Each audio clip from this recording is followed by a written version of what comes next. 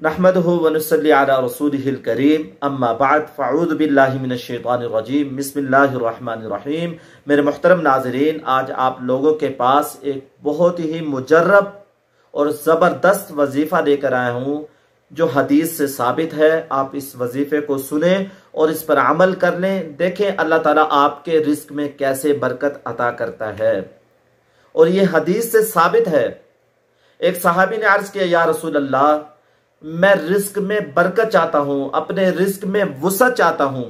अल्लाह के नबी सल्लल्लाहु अलैहि वसल्लम ने फरमाया, हमेशा बवुजू रहा करो। मेरे मुहतरम नाजरीन, हमने देखा जो लोग बवुजू रहते हैं अल्लाह ताला ने उनको खुशहाल किया हुआ है, वो खुशहाल रहते हैं, उनके रिस्क में बरकत रहती है। और दूसरा अमल आपने बहुत ही आसान है, हर शख्स कर सकता है। जब भी घर में दाखिल होना है बिस्मिल्लाहिर्रहमानिर्रहीम पढ़ें और उसके बाद दुरूद शरीफ पढ़ें और उसके बाद सूरह इखलास पढ़ें। कुल हुवल्लाहु अहद अल्लाहुस समद लम यलिद वलम यूलद वलम यकुल लहू कुफुवन अहद।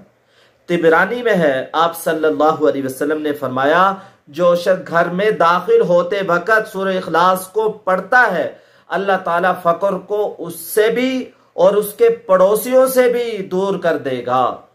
कितना मुजरब अमल है।